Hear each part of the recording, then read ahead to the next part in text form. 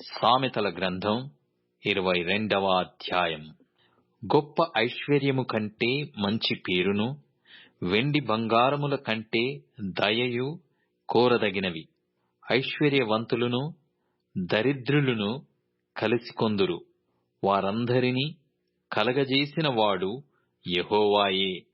బుద్ధిమంతుడు అపాయము వచ్చుట చూచి దాగును, జ్ఞానము లేని వారు యోచింపక ఆపదలో పడుదురు. యెహోవా యందు భయభక్తులు కలిగియుండుట వినయమునకు ప్రతిఫలం. ఐశ్వర్యమును ఘనతయు జీవమును దాని వలన కలుగును. ముండ్లును ఉరులును మూర్ఖుల మార్గములో ఉన్నవి, తన్ను కాపాడుకొనువాడు వాటికి దూరముగా ఉండును.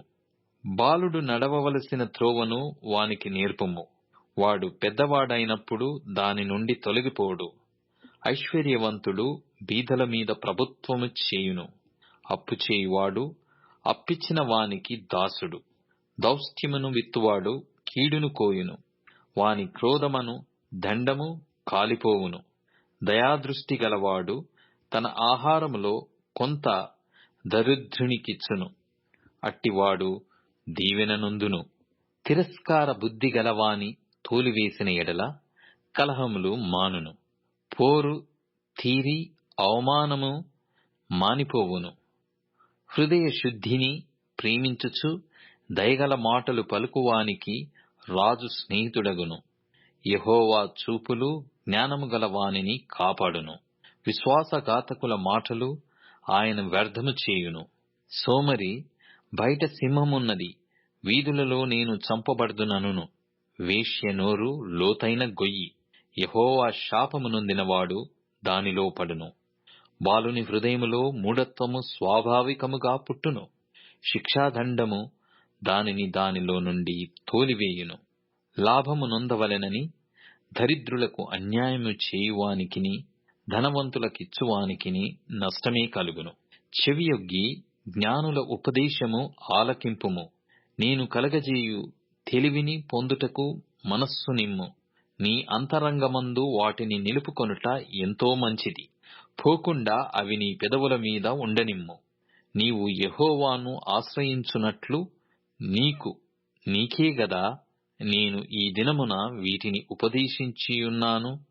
నిన్ను పంపువారికి నీవు సత్యవాక్యములతో ప్రత్యుత్తరమిచ్చునట్లు సత్య ప్రమాణము నీకు తెలియజేయుటకై ఆలోచనయు తెలివియు గల శ్రేష్టమైన సామెతలు నేను నీ కొరకు రచించితిని. దరిద్రుడని దరిద్రుని దోచుకొనవద్దు, గుమ్మమునొద్ద దీనులను బాధపరచవద్దు. యెహోవా వారి పక్షమున వ్యాజ్యమాడును, ఆయన వారిని దోచుకొను వారి ప్రాణమును దోచుకొనును. కోపచిత్తునితో సహవాసము చేయకుము, క్రోధము గల వానితో పరిచయము కలిగి ఉండకుము. నీవు వాని మార్గములను అనుసరించి నీ ప్రాణమునకు ఉరి తెచ్చుకొందువేమో. చేతిలో చెయ్యి వేయువారితోనూ అప్పులకు పూటబడు వారితోనూ చేరకుము.